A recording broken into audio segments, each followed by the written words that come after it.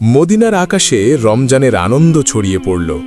চারিদিকে সেহরির প্রস্তুতি, কিন্তু হজরত ফাতেমা রাদিয়াল্লাহু তাআলা আনহার ঘর ছিল নীরব নিস্তব্ধ। হজরত ফাতেমা রাদিয়াল্লাহু তাআলা আনহা সারা রাত ইবাদত করার পর রোজা রাখবেন, তাই সেই খাবার জন্য এগিয়ে গেলেন, কিন্তু দেখলেন ঘরে এক ফোঁটা পানি ছাড়া আর কোনো খাবার নেই। তিনি একটু পানি পান করলেন এবং আল্লাহর কাছে দোয়া করে বললেন, হে আল্লাহ, তোমার সন্তুষ্টির জন্যই আমি এই রোজা রাখি। তুমি যদি আমাদেরকে অভাব দাও, সেটাও তোমার রহমত। এই দোয়া শেষ হবার সাথে সাথেই মসজিদে নববী থেকে ফজরের সুমধুর আজানের সুর ভেসে আসছে, যেন সমগ্র মদিনাকে এবাদতের জন্য জাগিয়ে তুলছে। ফজরের নামাজ শেষ হয়েছে। মদিনার আকাশে তখন সূর্য উকি দিচ্ছে। কিছু সাহাবী মসজিদে নববী থেকে বার হচ্ছেন, আর কিছু ব্যবসায়ী বার হয়েছে জীবিকা নির্বাহের জন্য। অতঃপর হজরত আলী রাদিয়াল্লাহু তাআলা আনহু কাজের সন্ধানে বার হলেন। এদিকে সকাল যত এগিয়ে যাচ্ছে, ক্ষুধার জ্বালা তত প্রবল হচ্ছে। হজরত ফাতেমা রাদিয়াল্লাহু তাআলা আনহা নিজে তো পানি ছাড়া কিছুই খায়নি, তবুও ঘরের কোণে বসে আল্লাহর ইবাদত করছে। এমন সময় ছোট্ট হাসান হোসাইন রাদিয়াল্লাহু তাআলা আনহু ধীরে ধীরে মা ফাতেমার কাছে আসলো এবং কোমল কণ্ঠে বলল, আম্মাজান, আমাদের প্রচণ্ড ক্ষুধা লাগছে, আমাদের কিছু খেতে দিন, ক্ষুধার জ্বালা আর সহ্য করতে পারছি না। এই কথা শুনে হজরত ফাতেমা রাদিয়াল্লাহু তাআলা আনহার চোখের কোণায় পানি চড়ে আসলো। হৃদয়টা যেন হাহাকার হয়ে উঠল। তিনি কিছুই বলতে পারছে না, তবুও হাসি মুখে তাদের বললেন, বাবা, এই জীবন্ত পরীক্ষা মাত্র বাবা, একটু অপেক্ষা করো, ইনশাআল্লাহ তোমার আব্বাজান কিছু খাবার নিয়ে আসবেন। এটা শুনে শিশু হাসান এবং হোসাইন রাদিয়াল্লাহু তাআলা আনহু আনন্দিত হয়ে সেখান থেকে চলে গেলেন, কিন্তু তিনি নিজেও ইফতারের অপেক্ষায় আছে।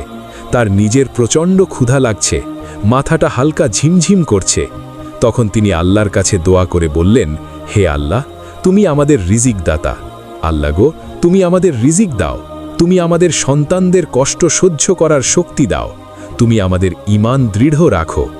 এই কঠিন পরীক্ষার মাঝেও তার হৃদয়ে কোনো বিদ্রোহ নেই, কোনো হতাশ নেই, আছে শুধু ধৈর্য আর তাওয়াক্কুল।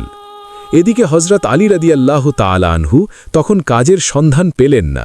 সূর্য ধীরে ধীরে মধ্য আকাশে উঠে এসেছে। উত্তপ্ত রোদ ও গরমের তীব্রতা মদিনার মাটিকে ঝলসে দিচ্ছে, কিন্তু বাড়ির কথা ভাব হজরত আলী রাদিয়াল্লাহু তাআলা আনহুর চোখে পানি চলে আসলো। অবশেষে হজরত আলী রাদিয়াল্লাহু তাআলা আনহু এক সাহাবীর বাড়িতে গেলেন এবং সালাম দিয়ে বললেন, ভাই, আমাদের বাড়ি কোনো খাবার নেই, কোনো কাজের সন্ধান দিতে পারবেন? তখন সাহাবী বলল, ইয়া আলী, আল্লাহর কসম, আমি যদি কিছু পেতাম তাহলে নিশ্চয়ই তোমার জন্য রাখতাম, কিন্তু আমার ঘরেও কয়েকদিন চুলায় আগুন জ্বলেনি, আমিও না খেয়ে আছি। এই কথা শুনে হজরত আলী রাদিয়াল্লাহু তাআলা আনহু স্তব্ধ হয়ে গেল। তখন তিনি সান্ত্বনা দিয়ে বললেন, নিশ্চয়ই আল্লাহ তাআলা কোনো না কোনো ব্যবস্থা করবেন। অতঃপর হজরত আলী রাদিয়াল্লাহু তাআলা আনহু আবারও কাজের সন্ধানে বার হলেন। কিছুদূর যাবার পর মনে মনে ভাবল, শহরের শেষ প্রান্তে একজন ধনী ব্যবসায়ী বাস করে, তার কাছে গেলে কেমন হয়, হয়তোবা কোনো কাজের ব্যবস্থা হতে পারে। এই চিন্তা করে সেই ধনী ব্যবসায়ীর বাড়ির দিকে যেতে লাগলেন। এদিকে হজরত ফাতেমা রাদিয়াল্লাহু তাআলা আনহা দরজায় দাঁড়িয়ে হজরত আলী রাদিয়াল্লাহু তাআলা আনহুর বাড়ি ফেরার অপেক্ষায় করুণ নয়নে চেয়ে আছে। ঠিক তখনই শিশু হাসান ও হুসাইন রাদিয়াল্লাহু তাআলা আনহু ক্ষুধার জ্বালা সহ্য করতে না পেরে তার কাছে এসে কোমল কণ্ঠে ফিসফিস করে বলল, আম্মাজান, আব্বাজান কখন বাড়ি আসবে? এই কথা শুনে হজরত ফাতেমা রাদিয়াল্লাহু তাআলা আনহার বুক ফেটে যেতে লাগলো, চোখের কোণে অশ্রু চিকচিক করতে লাগলো। তবুও তিনি তাদের সান্ত্বনা দিয়ে বললেন, বাবা, একটু ধৈর্য ধরো, নিশ্চয়ই আল্লাহ আমাদের সাহায্য করবেন। অতঃপর হজরত আলী রাদিয়াল্লাহু তাআলা আনহু সেই ধনী ব্যাপারীর বাড়ি গিয়ে সালাম দিয়ে বললেন, ভাই, আপনার কাছে কোনো কাজ আছে? আমি কাজ করতে চাই। এই ধনী ব্যবসায়ী কিছুক্ষণ চুপ থাকার পর বললেন, হ্যাঁ, আমার খেজুর বাগানে কিছু কাজ আছে, তুমি সেখানে কয়েক ঘন্টা কাজ করতে পারো, কিন্তু আমার একটা শর্ত আছে। কাজের মূল্য হিসেবে আমি কোনো টাকা পয়সা দিতে পারবো না, আমি তোমাকে কয়েকটি খেজুর দিতে পারি। তখন হজরত আলী রাদিয়াল্লাহু তাআলা আনহু নিজের পরিবারের কথা চিন্তা করতেই হৃদয়টা কেঁপে উঠল, চোখে যেন জল চলে এলো। তিনি সঙ্গে সঙ্গে এই কাজ করার জন্য রাজি হয়ে গেল। অতঃপর হজরত আলী রাদিয়াল্লাহু তাআলা আনহু খেজুর বাগানে কাজ করতে লাগল। খেজুর বাগানের মালিকের নির্দেশ অনুযায়ী সমস্ত কাজ একাই শেষ করলেন। এভাবে কয়েক ঘন্টা অক্লান্ত পরিশ্রম করার পর হজরত আলী রাদিয়াল্লাহু তাআলা আনহু ওই ধনী ব্যবসায়ীর কাছে এসে বললেন, আপনার নির্দেশ অনুযায়ী আমি সমস্ত কাজ শেষ করেছি, এবার আমার মূল্য পরিশোধ করুন। তখন ওই ধনী ব্যবসায়ী কতগুলো খেজুর হজরত আলী রাদিয়াল্লাহু তাআলা আনহার হাতে দিলেন। খেজুর পেয়ে হজরত আলী রাদিয়াল্লাহু তাআলা আনহু খুবই খুশি হলেন এবং সাথে সাথেই আল্লাহর কাছে দোয়া করলেন, হে আল্লাহ, তুমি আমার রিজিক দাতা, তুমি যদি পরীক্ষা নিতে চাও আমরা ধৈর্য ধরব, কিন্তু আমাদের ঈমানকে মজবুত রেখো। এই কথা বলার পর অতি দ্রুত বাড়ির দিকে রওনা দিলেন। অতঃপর হজরত আলী রাদিয়াল্লাহু তাআলা আনহু যখন প্রায় বাড়ির কাছাকাছি চলে আসলো, তখন মদিনার আকাশ গাঢ় লালচে রং ধারণ করেছে। সূর্য পশ্চিম দিগন্তে হেলে পড়ছে, চারিদিকে ইফতারের প্রস্তুতি। ঠিক তখনই হজরত আলী রাদিয়াল্লাহু তাআলা আনহু ক্লান্ত শরীরে বাড়িতে প্রবেশ করলেন, আর সাথে সাথেই দূর থেকে মসজিদে নববীর সুমধুর আজানের ধ্বনি ভেসে আসতে লাগল। কয়েকটি খেজুর ও পানি ছাড়া তাদের ঘরে ইফতারের জন্য আর কিছুই নেই। তবুও সেই ঘর যেন আল্লাহর রহমতে ভরে গেল। সবাই ইফতারের জন্য একসাথে বসল। হজরত হাসান ও হুসাইন রাদিয়াল্লাহু তাআলা আনহুর 2টি করে খেজুর দিল। হজরত আলী রাদিয়াল্লাহু তাআলা আনহু 2টি খেজুর এবং হজরত ফাতেমা রাদিয়াল্লাহু তাআলা আনহা 2টি খেজুর নিল। ইফতার করবেন। ঠিক এমন সময় একজন ভিক্ষুক বাইরে দাঁড়িয়ে আওয়াজ করে বলতে লাগল, মা সারাদিন কিছুই খায়নি, ক্ষুধার যন্ত্রণা আর সহ্য করতে পারছি না, দয়া করে আমাকে কিছু খাবার দিন। হজরত ফাতেমা রাদিয়াল্লাহু তাআলা আনহার হৃদয় ছিল কোমল, অন্তর ছিল দয়ার। তাই তিনি নিজের কথা না ভেবেই বললেন, হে আমার প্রাণের স্বামী, ইফতারের খাবারটুকুই ভিক্ষুককে দিন। হজরত আলী রাদিয়াল্লাহু তাআলা আনহা বললেন, হে ফাতেমা, তুমি কি খেয়ে ইফতার করবে? তখন ফাতেমা রাদিয়াল্লাহু তাআলা আনহা বললেন, আমি শুধুমাত্র পানি পান করে ইফতার করব। হজরত আলী রাদিয়াল্লাহু তাআলা আনহু অবাক হলেন, আর কিছুই বললেন না। সেই খাবারটুকু ভিক্ষুককে দিয়ে দিলেন এবং তিনি দোয়া করলেন, হে আল্লাহ, হে আমার রব, আমাদের এই ত্যাগ তুমি কবুল করে নিও। পরের দিন রোজা রাখার জন্য হজরত ফাতেমা রাদিয়াল্লাহু তাআলা আনহা শুধু পানি পান করলেন। অতঃপর পরের দিন সকালবেলা হজরত আলী রাদিয়াল্লাহু তাআলা আনহু ইফতারের জন্য কিছু আটা সংগ্রহ করে বাড়ি আনলেন। তখন হজরত ফাতেমা রাদিয়াল্লাহু তাআলা আনহা সেই আটা দিয়ে কয়েকটি রুটি বানালেন। এভাবেই সারাদিন যখন অতিক্রম হয়ে ইফতারের সময় চলে আসলো, তখন চারিদিকে ইফতারের প্রস্তুতি, খুশির আমেজ। কিন্তু হজরত ফাতেমা রাদিয়াল্লাহু তাআলা আনহার ঘর নীরব নিস্তব্ধ। তিনিও রোজা রেখেছিলেন, কিন্তু সামান্য কয়েকটা রুটি আর পানি ছাড়া ঘরে আর কিছুই নেই। কষ্ট, অভাব, তবুও ধৈর্যের এক অপূর্ব সৌন্দর্য ফুটে উঠেছিল সে ঘরে। ছোট্ট হাসান ও হোসাইন রাদিয়াল্লাহু তাআলা আনহু, হজরত আলী রাদিয়াল্লাহু তাআলা আনহু সবাই বাড়িতে ফিরে আসতে লাগলেন। ইফতারের সময় হয়ে গেছে, সবাই একসাথে বসে ইফতার করবে। সবাইকে মাত্র 2টি করে রুটি দিলেন। খেতে যাবে এমন সময় আবারও বাইরে থেকে এক করুণ কণ্ঠ ভেসে আসলো, ইয়া আহলুল বায়ত, আমি 3 দিন ধরে অভুক্ত। আমি শুনেছি তোমরা আল্লাহর পথে দানশীল। যদি কিছু খাবার থাকে আমাকে দেবে, ক্ষুধার যন্ত্রণা সহ্য করতে পারছি না। হজরত ফাতেমা রাদিয়াল্লাহু তাআলা আনহা ছিলেন অত্যন্ত দানশীল। তাই তিনি হজরত আলী রাদিয়াল্লাহু তাআলা আনহুকে বললেন, হে আমার প্রিয় স্বামী, এই ভিক্ষুককে রুটিগুলো দান করে আসুন। তিনি বললেন, হে ফাতেমা, তুমি খাবে না? হজরত ফাতেমা রাদিয়াল্লাহু তাআলা আনহা বললেন, আমার যদি ক্ষুধা লাগে তবে সেও তো ক্ষুধার কষ্টে কাতরাচ্ছে। আমরা তো দুনিয়ার সুখের জন্য সৃষ্টি হইনি, আমাদের তো আল্লাহর সন্তুষ্টি অর্জন করাই একমাত্র উদ্দেশ্য। তখন হজরত আলী রাদিয়াল্লাহু তাআলা আনহু দেখলেন মা ফাতেমার হাতে শুধুমাত্র পানি ছাড়া আর কিছুই নেই। তিনি সেই ভিক্ষুককে রুটিগুলো দিয়ে আসলেন। মনে মনে বলতে লাগলেন, হে ফাতেমা, তুমি কি জানো তুমি কেমন পরীক্ষা দিচ্ছ? নিজে না খেয়ে অপরকে খাওয়ালে নিশ্চয়ই আল্লাহ তোমার এই দান কবুল করবে।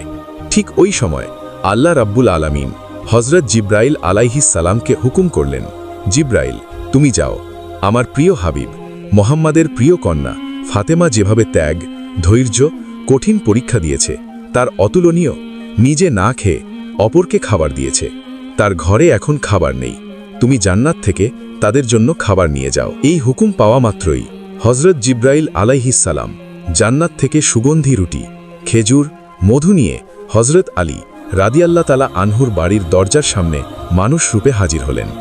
তখন হজরত ফাতেমা রাদিয়াল্লাহ তাআলা আনহা শুধুমাত্র পানি পান করে আবার আল্লাহর ইবাদতে মগ্ন ছিলেন। ঘরের বাইরে থেকে আবার এক আওয়াজ ভেসে আসলো, হে আহলুল বায়ত। এই কণ্ঠ শুনে হজরত আলী চমকে উঠলেন। তখন হজরত আলী রাদিয়াল্লাহ তাআলা আনহু ঘরের বাইরে বার হয়ে দেখলেন একজন সুপুরুষ হাতে একটি পাত্র নিয়ে দাঁড়িয়ে আছে। তিনি জিজ্ঞেস করলেন, আপনি কে? অপর দিক থেকে উত্তর এলো, আমি আল্লাহর পক্ষ থেকে প্রেরিত একজন দাস। তোমরা যেভাবে তোমাদের ক্ষুধা সহ্য করে অন্যের মুখে খাবার তুলে দিয়েছ, আল্লাহ তোমাদের জন্য জান্নাতের রিজিক পাঠিয়েছেন। এই কথা শোনা মাত্রই হজরত আলী রাদিয়াল্লাহু তাআলা আনহুর অন্তর কেঁপে উঠল, তার চোখে জল ভরে গেল। অতঃপর জিব্রাইল আলাইহিসসালাম খাবারগুলি দিয়ে সেখান থেকে বিদায় নিলেন। তখন হজরত আলী রাদিয়াল্লাহু তাআলা আনহু খাবারগুলি নিয়ে ঘরে প্রবেশ করলেন এবং বললেন, হে ফাতেমা, দেখো দেখো দেখো, আমাদের রব কত মহান, আমাদের জন্য জান্নাত থেকে রিজিক পাঠিয়েছেন। এই কথা শুনে হজরত ফাতেমা রাদিয়াল্লাহু তাআলা আনহা ধীরে ধীরে সেখানে এলেন। এগুলি দেখে বিস্ময় হতবাক হয়ে গেলেন। এক মধুময় নয়নে ওই পাত্রের দিকে তাকিয়ে রইলেন আর মনে মনে ভাবতে লাগলেন, হে আল্লাহ, তুমি কতই না মহান। তিনি বুঝতে পারলেন এটি কোনো সাধারণ খাবার নয়। এত সুগন্ধি রুটি, মধু, খেজুর, এ তো জান্নাতের খাবার। এদিকে শিশু হাসান এবং হোসাইন রাদিয়াল্লাহু তাআলা আনহু সেখানে এসে বললেন, আম্মাজান, এই খাবারগুলো কাদের এবং কোথা থেকে এসেছে? তখন হজরত ফাতেমা রাদিয়াল্লাহু তাআলা আনহা তাদেরকে বললেন, বাবা, খাবারগুলো আমাদের মহান আল্লাহ রাব্বুল আলামিন আমাদের জন্য জান্নাত থেকে খাবার পাঠিয়েছেন। হজরত হাসান এবং হোসাইন রাদিয়াল্লাহু তাআলা আনহু বললেন, আম্মাজান, এটা কি সত্যি? তিনি বললেন, বাবা, এটা সত্যি, এটি আল্লাহর রহমত। সেই সময় হজরত ফাতেমা রাদিয়াল্লাহু তাআলা আনহার চোখে জল টলমল করছিল। তখন তারা সবাই আল্লাহর শুকরিয়া আদায় করলেন। খাবার মুখে দেওয়ার পরেই তাদের চোখ থেকে অশ্রু ঝরে পড়ল। এই খাবার ছিল আল্লাহর ভালোবাসার প্রমাণ। অতঃপর পরের দিন সকাল থেকেই সমগ্র মদিনার অলিতে গলিতে এই খবর প্রকাশ হয়ে গেল যে হজরত ফাতেমা রাদিয়াল্লাহু তাআলা আনহার ঘরে আল্লাহর পক্ষ থেকে জান্নাত থেকে খাবার এসেছে। এমনকি স্বয়ং রসূল সাল্লাল্লাহু আলাইহি ওয়াসাল্লাম জানতে পারলেন। এই খবরটি পেয়ে অনেকেই অবাক হলেন, অনেকে আনন্দিত হলেন, আবার অনেকের ঈমান আরও মজবুত হলো। কিন্তু অন্যদিকে অনেক মুনাফিক যারা সন্দেহপ্রবণ ছিল, তাদের এই কথাটি কোনো মতেই বিশ্বাস হচ্ছিল না। তাদের মধ্য থেকে একজন একদল লোকের কাছে গিয়ে বলল, তোমরা কি সত্যিই বিশ্বাস করো যে জান্নাত থেকে খাবার আসতে পারে? তখন ওই লোকগুলো বলল, আল্লাহ তাআলা চাইলে সব কিছুই সম্ভব, কিন্তু শুধুমাত্র ফাতেমার জন্য কেন জান্নাত থেকে খাবার আসবে? এসব সন্দেহপ্রবণ কথা ধীরে ধীরে মদিনার অলিতে গলিতে ছড়িয়ে পড়ল। যখন মুহাম্মদ সাল্লাল্লাহু আলাইহি ওয়াসাল্লামের কানে এই খবরটি পৌঁছালো, তখন তিনি সবার উদ্দেশ্য করে বললেন, হে মদিনাবাসী, তোমরা কি বিশ্বাস করো না যে আল্লাহ তার বান্দাদের জন্য অলৌকিক ব্যবস্থা করতে পারেন?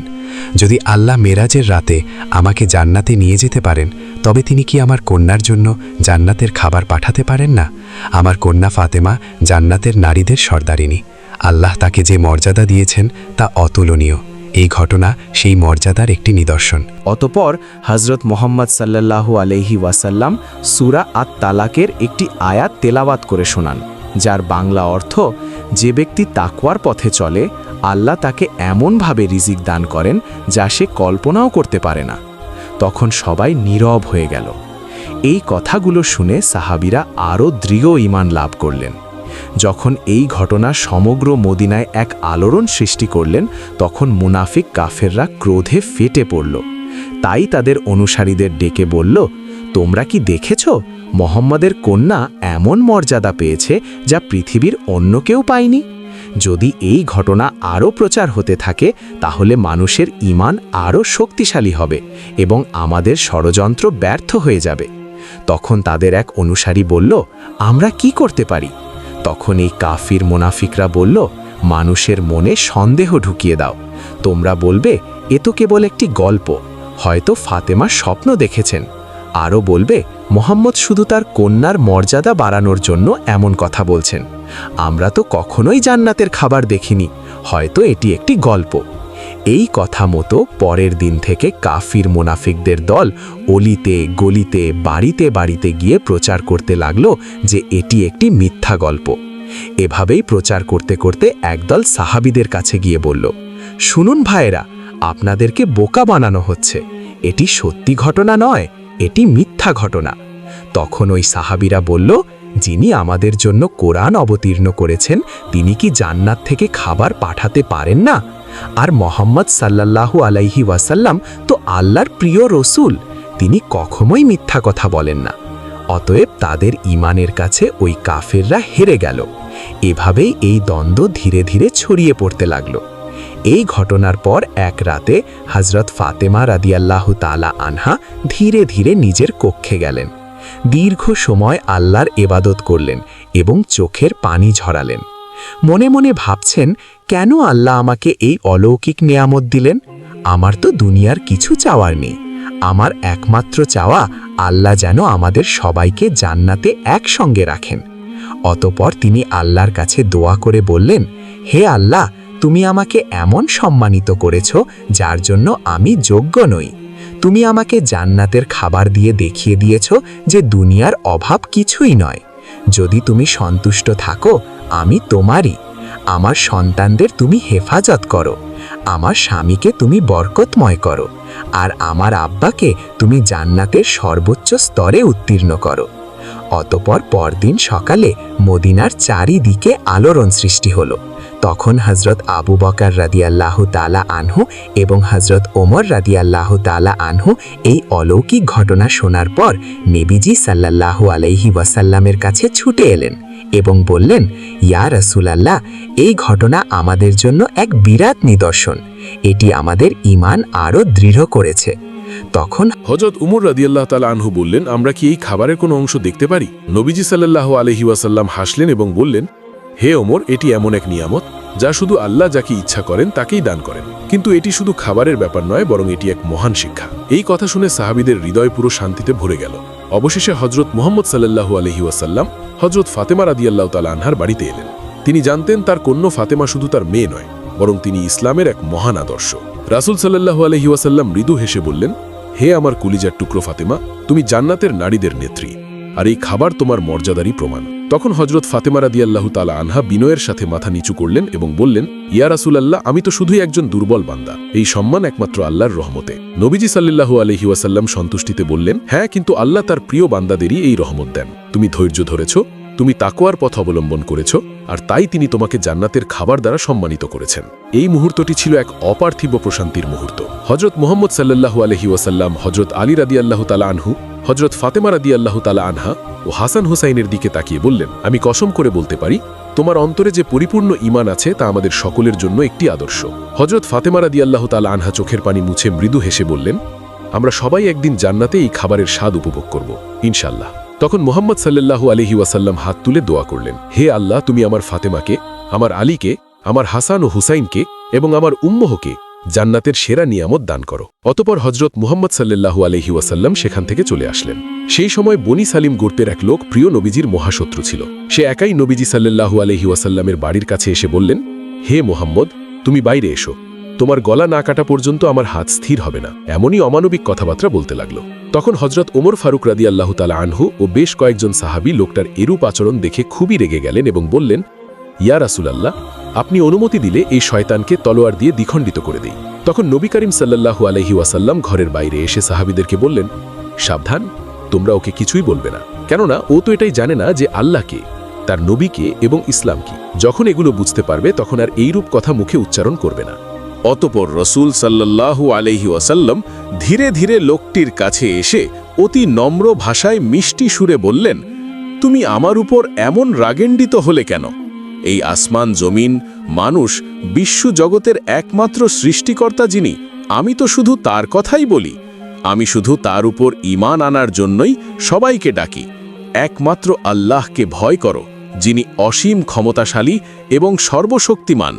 তাই বলছি, গর্ব ও অহংকার আর ক্রোধ, হিংসা বাদ দিয়ে সেই মহান আল্লাহকে ভয় করো আর আযাবকে ভয় করো, নয়তো অনন্ত অসীমকাল কঠোর আযাব ভোগ করতে হবে।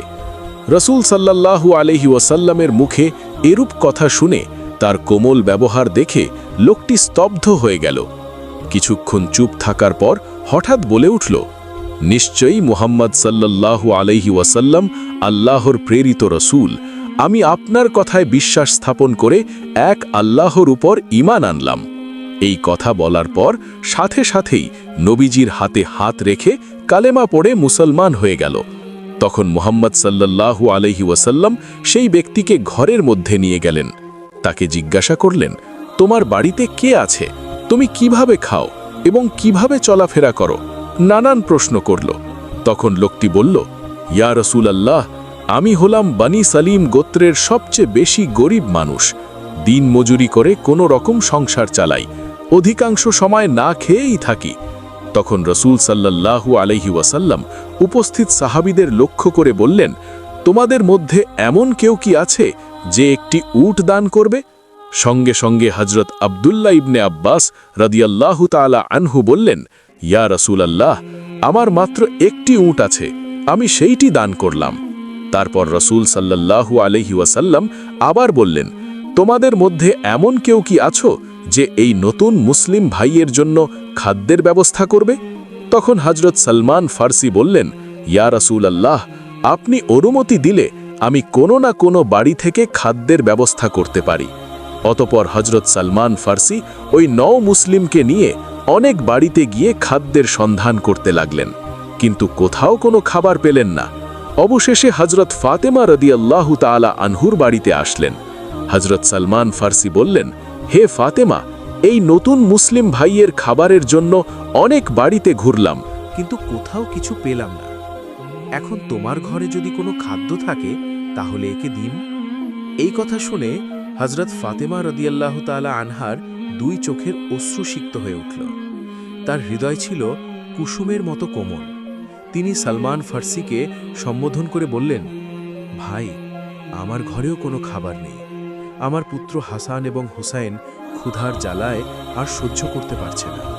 খাবার দেবার মতো আমার কাছে কিছুই নেই, তবে আমার কাছে বেশ দামি একখানা ওড়না আছে, আমি সেটা ব্যবহার করি না। আপনি সেই ওড়নাটা নিয়ে ইহুদিদের বাড়ি যান এবং সেখান থেকে এই ওড়নাটা বিক্রি করে তার মূল্য দিয়ে কিছু আটা কিনে আমার এই মুসলিম ভাইয়ের জন্য খাদ্যের ব্যবস্থা করুন। এই কথা শুনে তাদের চোখ জলে ভিজে গেল। হযরত ফাতেমা রাদিয়াল্লাহু তাআলা আনহার এমন ব্যবহার দেখে তারা অবাক হয়ে গেল। হযরত ফাতেমা রাদিয়াল্লাহু তাআলা আনহা দান, ত্যাগ ও ধৈর্যের যে জ্বলন্ত নমুনা পৃথিবীতে রেখে গিয়েছেন, তা চিরদিনই ইসলামের ইতিহাসে স্বর্ণাক্ষরে উজ্জ্বল হয়ে থাকবে। আমরা যদি সবাই সামর্থ্য অনুযায়ী অসহায় গরিব মিসকিনদের সাহায্য করতে পারি, তাহলে ধনী গরিব সকলেই সুখী জীবনযাপন করতে পারব। প্রিয় দর্শক, আমরা সকলেই সেই দয়ালু, দানশীল, উত্তম চরিত্রের অধিকারী হযরত ফাতেমা রাদিয়াল্লাহু তাআলা আনহার মতো, রাসূল সাল্লাল্লাহু আলাইহি ওয়াসাল্লামের মতো উত্তম চরিত্র ও দানশীল হতে পারি। আল্লাহ রাব্বুল আলামিন আমাদের সকলকে সেই তৌফিক দান করুক। আমিন।